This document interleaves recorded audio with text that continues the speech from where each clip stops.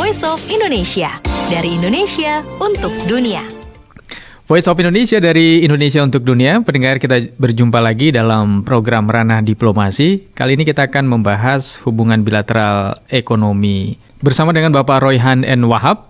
Beliau adalah Koordinator Fungsi Ekonomi Kedutaan Besar Republik Indonesia atau KBRI di Den Haag, Belanda. Senang sekali saya langsung menyapa beliau. Pak Roy, selamat bergabung. Apa kabar? Baik, terima kasih banyak Mas Agus atas kesempatan untuk kita ngobrol-ngobrol ya. Iya, baik. Tentu sedang sibuk sekali karena di sana masih pagi dan Pak Roy banyak sekali kegiatan. Terima kasih sudah meluangkan waktu, Bapak. Sama-sama Mas Agus. Baik, tentu hubungan bilateral Indonesia itu banyak sekali ya, dan salah satunya adalah ekonomi yang ini menjadi salah satu prioritas juga bagaimana pemerintah Republik Indonesia terus mengembangkan, memperkuat hubungan bilateral kedua negara. Nah, untuk Indonesia dan Belanda tentu juga sudah melakukan upaya-upaya bagaimana memperkuat kerjasama ekonomi ya, khususnya termasuk dalam sektor sekarang ini kan sedang begitu concern pemerintah kita terhadap sektor energi terbarukan. Nah, Pak Roy, dengan melakukan pertemuan bilateral di sela-sela KTT G20 di New Delhi, India, ya beberapa waktu lalu, tentu ini juga capaian luar biasa.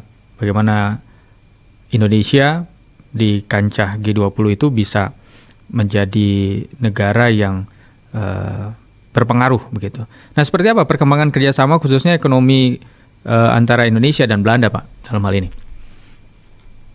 Ya, makasih Mas Agus. Tentunya kalau kita bicara mengenai hubungan bilateral antar Indonesia Belanda itu panjang sekali ya. Tapi saya tidak berpretensi untuk menjabarkan awal mula dari hubungan Indonesia dengan Belanda. Tapi saya ingin menggunakan satu milestone dalam hubungan bilateral Indonesia dan Belanda itu terjadi pada tahun 2013 ya, di mana kita memiliki satu dokumen yang namanya Joint Declaration on Comprehensive Partnership antara Indonesia dengan Belanda yang isinya itu secara komprehensif mengatur berbagai sektor kerjasama, salah satunya kerjasama di bidang ekonomi di antara kedua negara. Nah, satu hal yang penting dari Joint Declaration ini adalah kerjasama yang dilakukan berdasarkan prinsip kesetaraan dan saling menguntungkan. Itu yang menjadi yang menjadi highlight dari berbagai upaya pada saat kita melaksanakan tugas kita sebagai wakil atau pelaksanaan diplomasi ekonomi kita dengan Belanda. Nah, sejak 2013 hubungan ekonomi itu dibangun dengan semangat persaudaraan dan semangat saling menguntungkan di antara kedua negara, baik itu dari sektor government to government, G2G, government to private sector to private sector, bahkan people to people. Jadi berdasarkan dokumen itu ada spirit atau semangat untuk kita terus meningkatkan kerjasama, kolaborasi, dan persaudaraan di antara berbagai elemen di kedua negara. Nah, kalau kita berbicara tadi yang disampaikan Mas Agus terkait dengan pertemuan bilateral yang terjadi antara Presiden Joko Widodo dengan Perdana Menteri Rutte di KTT G20 ya? KTT G20 itu beberapa hari yang lalu ya, mungkin sekitar seminggu 2 minggu yang lalu, itu sebetulnya menjadi milestone tambahan dari hubungan kerjasama yang sudah ada, termasuk di bidang ekonomi. Nah, terkait dengan energi terbarukan, terutama atas permintaan Presiden Joko Widodo terhadap Perdana Menteri Rutte, itu sangat dipahami bahwa Belanda memiliki potensi yang sangat besar untuk membantu dan mendukung transisi energi di Indonesia. Kenapa begitu? Karena Belanda sebagai global champion pada saat high level dialogue on energy tahun 2021, Belanda dinilai memiliki kapasitas dan kemampuan yang sangat besar untuk berinvestasi di berbagai negara, termasuk Indonesia, untuk membantu pelaksanaan transisi energi ini. Nah, dalam konteks itu, Belanda memiliki sebuah sebuah program yang disebut ML Energy Compact yang intinya adalah mendukung upaya pencapaian SDGs 7, Sustainable Development Goal target 7, itu terkait dengan affordable and clean energy ya, sebagai komitmen semua negara di negara-negara yang sifatnya middle income dan low income countries, termasuk Indonesia. Nah, konteks inilah yang dimanfaatkan oleh Indonesia, dalam hal ini Presiden, untuk meminta Belanda berkontribusi lebih banyak terkait transisi energi di Indonesia. Dan hal ini juga sebetulnya juga sejalan dengan MOU yang dimiliki secara bilateral antara Indonesia dan Belanda untuk memorandum saling pengertian untuk kerjasama transisi energi dalam mengatasi perubahan iklim yang ditandatangani oleh Menteri SDM kita dengan Menteri Ekonomi dan Kebijakan Iklim Belanda pada bulan September tahun 2022 yang lalu sebelum pelaksanaan G20. Mungkin itu, Mas Agus. Ya, artinya sangat strategis karena Belanda juga tentu sudah lebih berpengalaman ya kalau soal energi terbarukan ini ya, Pak Roy ya. Betul. Artinya sejalan sekali dengan apa yang menjadi concern dari pemerintah Republik Indonesia untuk mengurangi emisi karbon ya di Indonesia dan juga dunia. Nah, beralih ke hal lain, Pak Roy, Belanda ini kan merupakan salah satu tujuan utama ekspor Indonesia ya. Perdagangan bilateral juga selalu menunjukkan surplus bagi Indonesia. Nah, seperti apa neraca perdagangan real? Ya, mungkin Bapak punya catatan atau data yang bisa disampaikan, Pak? Ya, betul sekali Mas Agus yang disampaikan ya. Hubungan ekonomi di bidang perdagangan antara Indonesia Belanda itu berjalan sangat baik sekali. Dari waktu ke waktu itu selalu mencatat surplus bagi Indonesia.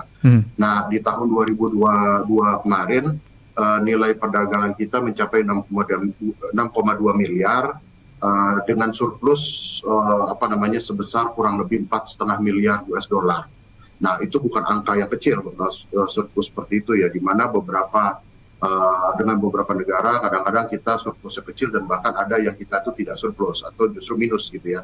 Tapi dengan Belanda ini uniknya, kita dari waktu ke waktu selalu surplus, walaupun nilai surplus itu fluktuatif, tapi kebutuhan akan berbagai komoditas atau produk dari Indonesia itu menjadi salah satu kepentingan utama Belanda terhadap Indonesia.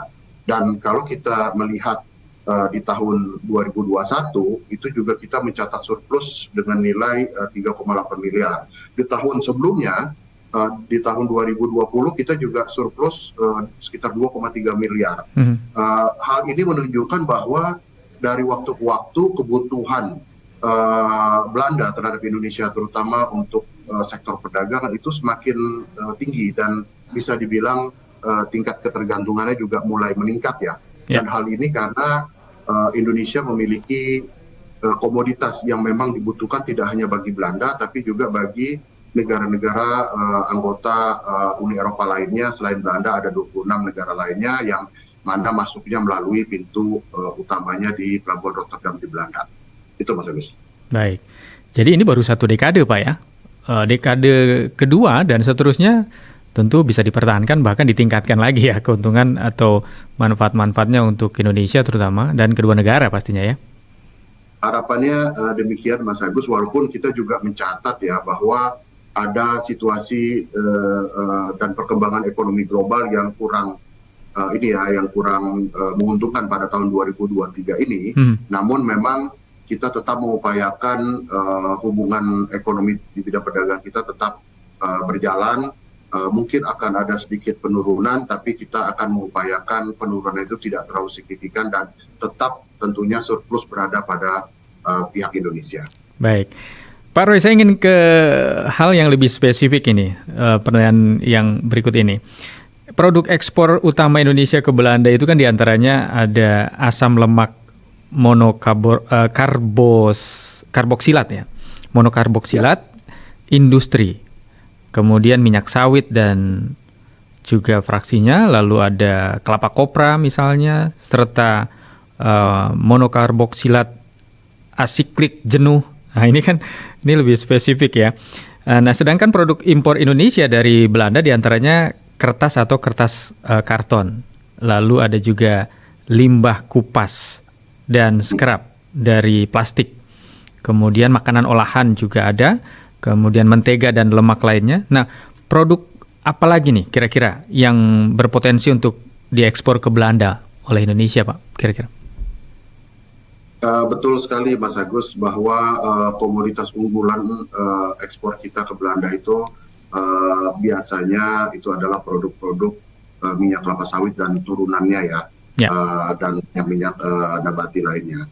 Dan dan itu secara tradisional selalu mendominasi komoditas ekspor kita ke Belanda dan ke beberapa negara di Eropa lainnya. Nah, namun kita juga sebetulnya punya potensi yang cukup baik untuk beberapa produk pertanian dan hortikultura ya, termasuk rempah, yang mana hubungan tradisional Indonesia Belanda itu sebetulnya sudah membuat beberapa produk rempah kita itu tidak asing di Belanda maupun masyarakat Belanda, dan kita memiliki potensi yang sangat besar untuk terus meningkatkan ekspor kita untuk rempah. Tapi selain daripada produk-produk pertanian atau perikanan ya, atau hasil laut dengan hortikultura, kita juga sebetulnya punya kesempatan untuk meningkatkan ekspor kita di luar yang memang secara tradisional sudah tinggi. Kita bisa meningkatkan produk-produk ekspor kita ke Belanda dan ke Uni Eropa itu untuk produk-produk yang sifatnya tuh hasil industri dan teknologi, ya kan. Nah, hal ini menjadi penting karena ini ada penekanan pada industrialisasi dan hilirisasi yang tentunya memiliki nilai tambah. Contohnya komputer ya. Komputer itu kita sudah ekspor ke Belanda, tapi share-nya masih tidak begitu besar. Nah, kalau misalnya industrialisasi kita di bidang manufaktur komputer itu bisa ditingkatkan, saya optimis bahwa produk lain selain pertanian, perikanan, dan hortikultura itu juga bisa ditingkatkan. Selain itu juga ada kemampuan kita ke depannya untuk meningkatkan ekspor produk pangan olahan, ya kan, bukan hanya pangan segar, tapi yang memiliki value added, yaitu pangan olahan. Nah, ini saya ingin menambahkan mengenai isu rumput laut. Kita itu sebagai salah satu produsen rumput laut yang terbesar ya, nomor 2 terbesar produsen rumput laut di tingkat global. Nah, tapi itu masih pada tahap awal, artinya bahwa kalau hilirisasi, industrialisasi dan hilirisasi rumput laut ini bisa di upscale, bisa ditingkatkan, Indonesia akan menjadi negara yang paling disegani karena rumput laut kita itu merupakan satu produk yang sangat dicari saat ini. Tidak hanya oleh Belanda, tapi oleh seluruh pasar dunia saat ini. Nah, ketiga tentunya kita juga udah tahu ya, produk yang memiliki potensi yang sangat besar yaitu baterai. Nah, ini kan terkait dengan proses hilirisasi nikel, gitu kan. Dan Belanda sebagai salah satu negara yang terus mengubah kebijakan yang menjadi negara yang ramah lingkungan, tentunya mereka juga ada pergeseran paradigma untuk menggunakan kendaraan-kendaraan berbasis non-fosil ke depannya, dan ini menjadi kesempatan yang luar biasa. Baik, Indonesia bisa punya peluang besar ini ya untuk mengekspor kendaraan listrik nantinya ke Belanda ya.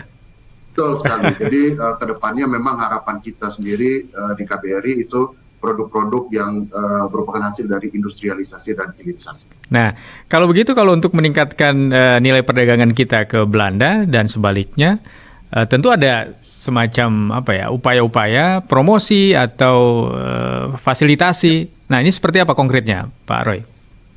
Ya, betul sekali. Salah satu tugas perwakilan RI di luar negeri ya, termasuk KBRI DRH, itu terus untuk melakukan promosi berbagai kepentingan nasional kita. Nah, dalam konteks ekonomi, perdagangan, investasi, dan lain sebagainya, kita tentunya selain terus memfasilitasi business matching, gitu ya, business dealing, business forum, kita juga selalu mengupayakan untuk berkomunikasi dengan pemerintah Belanda. Dalam hal ini khususnya melalui Kementerian Luar Negeri Belanda sebagai pintu masuk dari berbagai pemangku kepentingan di Belanda itu sendiri.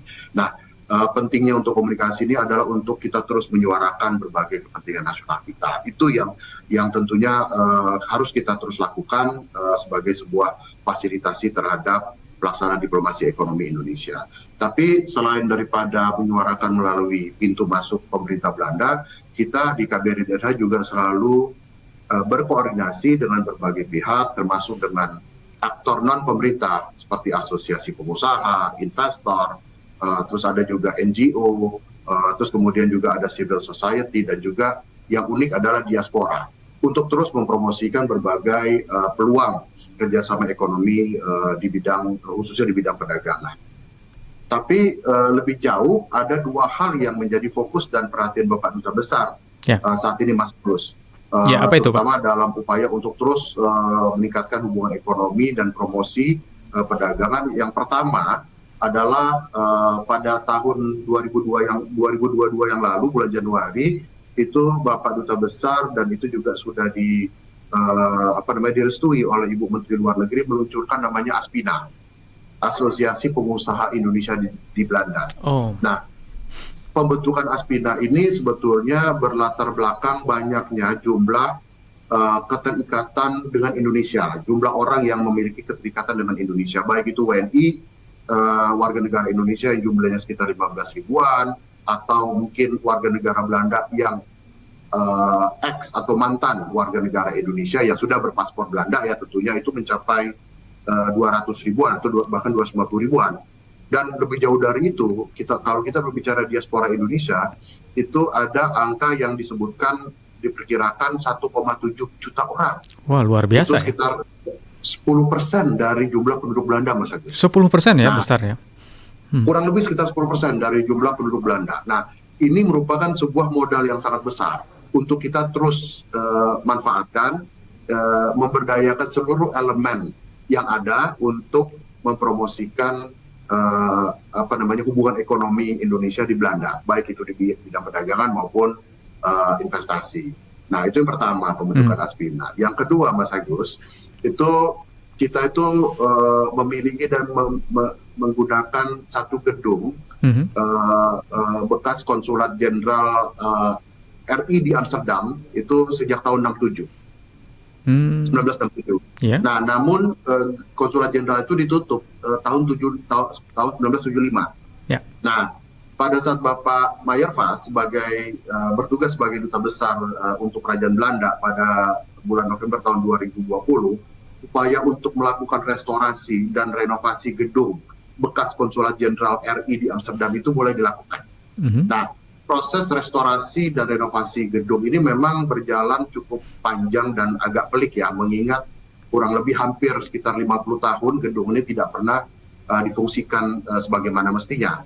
Namun alhamdulillah pada awal bulan September ini restorasi gedung di Amsterdam ini selesai, dan oleh Ibu Menteri Luar Negeri diberi nama Indonesia House Amsterdam. Yang direncanakan akan menjadi pusat promosi ekonomi dan budaya Indonesia secara permanen dia. Jadi promotion center di situ ya nantinya ya? Bagaimana? Jadi pusat promosi di sana nantinya ya? Betul. Gedung ini memiliki 5 lantai dengan luas sekitar 1.500 meter. Ini akan menjadi jendela display bagi promosi perdagangan, investasi, dan sosial budaya.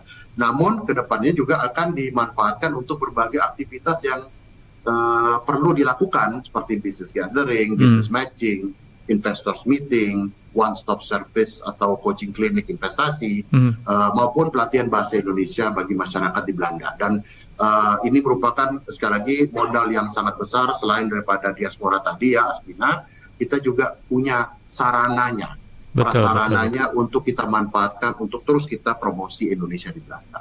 Itu Mas Agus. Baik, termasuk juga kemudahan-kemudahan ya yang bisa mungkin meningkatkan volume perdagangan antara kedua negara itu juga terus dilakukan. Artinya kebijakan-kebijakan baik di dalam negeri Indonesia dan juga pemerintah Belanda ini juga saling terkoneksi dengan baik ya, Pak Roy ya. Betul, mereka juga punya jaringan dan network yang kalau kita memang tahu dan memahami seluk-beluknya, ini menjadi sebuah kesempatan yang sangat baik untuk kita terus hadir di tengah-tengah masyarakat Belanda. Ya, karena ada kondisi saling menguntungkan. Indonesia punya sumber daya yang dibutuhkan oleh Belanda, begitu juga sebaliknya, kan begitu ya, Pak Roy ya. Betul sekali, Mas Agus. Saya ingin kembali karena tertarik ya dengan pertemuan bilateral antara Presiden Joko Widodo dengan Perdana Menteri Mark Rutte. di KTT G20. Pak Roy, nah dalam kesempatan itu kan Indonesia meminta dukungan Belanda ya sebagai salah satu mitra dagang terbesar Indonesia di Eropa agar Uni Eropa tidak menerapkan kebijakan perdagangan European Union Deforestation Free Regulation atau UDR yang dapat berdampak pada petani Indonesia. Nah, apa yang diharapkan oleh Indonesia terkait hal ini dan seperti apa potensi permintaan Indonesia ini akan bisa terrealisasi, Pak Roy? Ya, betul sekali Mas Agus. Dalam pertemuan bilateral itu memang Presiden Joko Widodo itu menyampaikan secara tegas ya kepada Perdana Menteri Rutte terkait dengan kebijakan UDR ya, yang berpotensi merugikan kepentingan Indonesia. Nah, UDR sendiri yang memang sudah disahkan pada bulan Desember tahun 2022 itu mulai berlaku tanggal 29 Juni 2023 yang lalu. Itu sudah harus diimplementasikan secara efektif terhitung mulai tanggal 30 Desember tahun 2024 yang akan datang. Nah, jadi seluruh pemangku kepentingan itu memiliki 18 bulan untuk proses apapun proses itu yang dibutuhkan sesuai dengan ketentuan yang diatur di dalam UDR itu. Nah, kita sendiri sebetulnya merasa bahwa ketentuan mengenai UDR ini tidak memberikan keuntungan yang signifikan dan bahkan cenderung merugikan bagi sebagian pemangku kepentingan kita di tanah air ya, seperti khususnya para petani yang kita bahasakan sebagai smallholders atau smallholder farmers. Nah, dan perbedaan persepsi antara Indonesia dengan Uni Eropa itu juga akan mempengaruhi upaya pencapaian SDGs di Indonesia. Nah, kita ingin tentunya melalui berbagai sektor di pemerintah, kita inginnya bahwa EUDR itu yang memang ada assessment berpotensi berimplikasi negatif terhadap petani kecil di Indonesia, itu dapat menerapkan standar dan kebijakan-kebijakan yang tidak langsung merugikan kepentingan Indonesia khususnya para petani. Nah, kita sendiri di Belanda itu kan hanya bisa menyuarakan keberatan ini kepada pemerintah Belanda. Namun ketentuan atau regulasi ini sebetulnya dari Uni Eropa di Brussel. Kita juga terbuka dan kita juga terus mencoba untuk menyampaikan berbagai masukan dan pandangan dari perspektif bilateral melalui perwakilan kita di Brussel, KBRI Brussel, terkait dengan upaya untuk terus menyampaikan concern Indonesia agar adanya kerjasama yang berdasarkan prinsip kesetaraan dan saling menguntungkan. Itu yang kita harapkan dari UDR ini. Tapi saya sendiri atau kita sendiri di KBRI Den Haag itu melihat bahwa terlepas daripada memang ada ketentuan UE untuk untuk menstandarkan produk-produk yang ada, terutama yang diimpor oleh Uni Eropa, ada PR di dalam negeri yang perlu kita lakukan. Tapi memang 18 bulan itu nampaknya tidak cukup. Nah, ini perlu ada approach khusus gitu ya kepada Uni Eropa untuk meminta fleksibilitas. Itu Mas Agus. Baik. Ya, mudah-mudahan saja ada semacam akselerasi lah untuk mempercepat ya, sehingga dengan waktu yang ada itu bisa benar-benar terrealisasi permintaan Indonesia untuk Uni Eropa dan bisa melalui KBRI di Eropa, termasuk juga Belanda ya Pak Roy ya, untuk terus mendorong. Terakhir, ini waktu sudah semakin sampai di penghujung, Pak Roy, mungkin ada pernyataan penutup dari Pak Roy, silakan. Ya, terima kasih banyak Mas Agus. Kalau kita di KBRI Den Haag tentunya kita nggak akan pernah tidak akan pernah surut untuk terus mengimplementasikan atau melaksanakan diplomasi ekonomi Indonesia di Belanda. Apalagi tadi di awal saya sudah sampaikan ada dokumen sebagai sebuah kesepakatan bersama antara Indonesia dan Belanda untuk terus meningkatkan hubungan kerjasama khususnya di bidang ekonomi. Dan kita pun di Belanda terus menerus untuk melakukan berbagai upaya promosi di bidang perdagangan dan investasi. Investasi Belanda saat ini menunjukkan angka yang sangat menjanjikan, terutama tadi kalau terkait dengan transisi energi ya. Saat ini paling tidak tuh ada 4-5 proyek investasi dengan nilai yang cukup membanggakan yang sedang dalam proses untuk berjalan di Indonesia. Selain itu juga ada investasi Belanda untuk teknologi rendah karbon dengan mendirikan sebuah Center of Excellence di Kota Solo. Nah, investasi Belanda inilah yang kita akan terus gali dan kita akan terus upayakan agar berbagai kelebihan kompetensi dan kapasitas Indonesia Belanda itu bisa juga dinikmati dan dirasakan oleh Indonesia, khususnya masyarakat. Dan mohon dukungan dan doa dari masyarakat Indonesia agar pelaksanaan diplomasi ekonomi Indonesia di Belanda terus meningkat dari waktu ke waktu. Mungkin itu. Amin, mudah-mudahan. Baik, Pak Royhan N. Wahab, Koordinator Fungsi Ekonomi KBRI Den Haag Belanda. Terima kasih kebersamaannya bersama Voice of Indonesia. Di lain waktu tentunya pendengar Voice of Indonesia ingin juga update dari Pak Royhan lagi terkait isu-isu lain ya Pak ya. Semoga kita bisa bersama kembali. Dan pendengar, demikian ranah diplomasi kita kali ini. Sampai jumpa, tetap bersama di Voice of Indonesia dari Indonesia untuk Dunia. Voice of Indonesia, dari Indonesia untuk dunia.